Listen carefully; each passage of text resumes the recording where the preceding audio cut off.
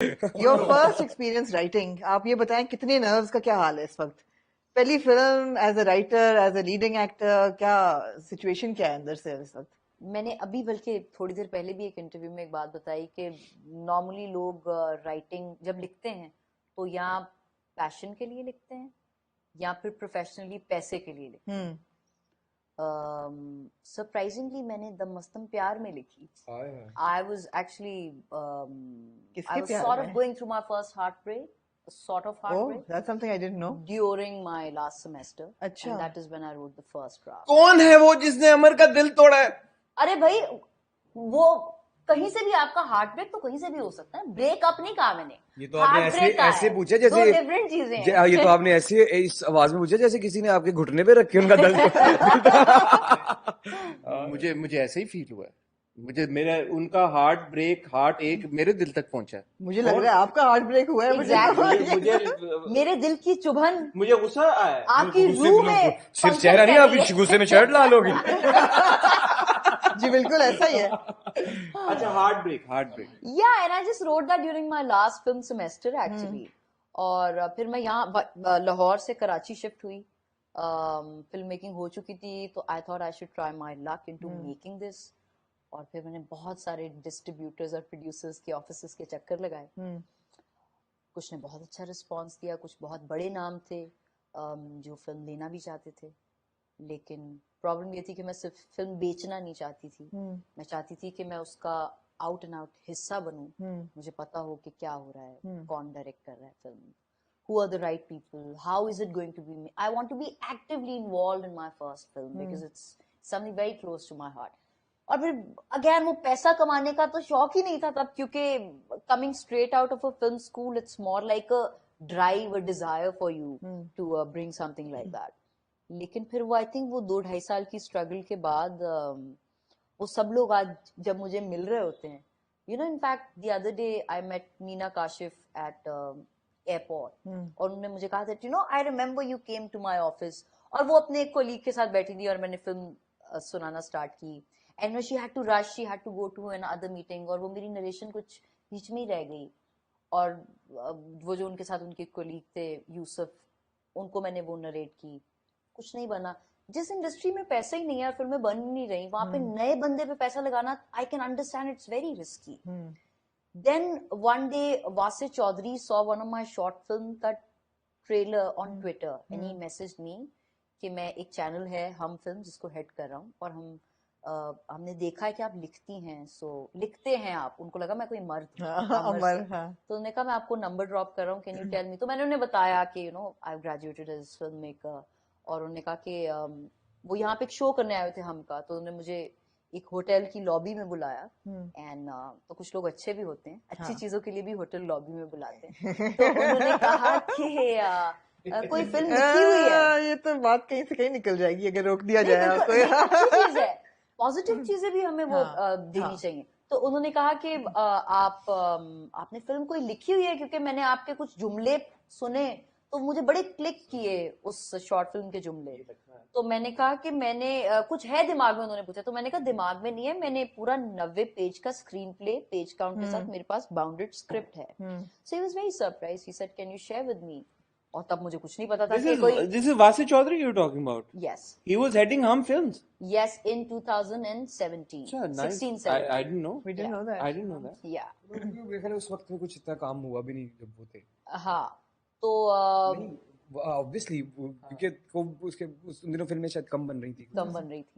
तो खैर उसके बाद उन्होंने कहा कि you no I can connect you to people because he read the whole screenplay and he said that, you know, I think you should be actively writing. उस वक्त मैंने एक्टिंग नहीं स्टार्ट की। Right. तो उन्होंने कहा कि मैं कल एक साहब हैं, हुमायूं सईद उनका नाम है, और उनकी कॉल आपको आएगी, और वो फिल्मों की तलाश में है, नदीम और हुमायूं, तो उनसे जाके मिलिए और उन्हें अपनी चीजें बताइए, ये फिल्म हम करना चाहते हैं। तो वो खैर you know at times things don't get done because of a few things. फिर क्या हुआ? And then I went to नहीं, मुझे बड़ी इंटरेस्टिंग लग रही है। मैंने कभी शेयर नहीं, मुझे नहीं पता, ये मैंने आज तक कभी शेयर नहीं की। I went to Humayun Saeed's house. It was a very warm welcome. Nadeem was there, Humayun was there, इसी तरह एक सोफे दो आमने सामने थे और उन्होंने कुछ मेरे बारे में पूछा, चीजें ये वो सारा, तो उन्होंने कहा वासे ने आपकी बहुत तारीफ की है, तो क्या है कुछ कुछ सुनाएं पास। और मैं शुरू हुई और मैं 2.5 घंटे तक सुनाती रही and I think by the end of And that this was again The Mastam उसका आपने, नाम पहले इश्क टॉकीज था, but same film, same film. yeah, The the same film, and they want to make it, but बड़ी बात है again यार, बड़ी बड़ी बात है, बड़ी Yeah, बात बात है कि है। जो आपने अभी बात कही कि Absolutely. एक नए फिल्म मेकर पे कोई क्यों फैसला, अगर उन्होंने उसी वक्त बिल्कुल। लेते, बड़ी Absolutely. तो हुआ क्या फिर, क्यों हुमायूं ने नहीं बनाई?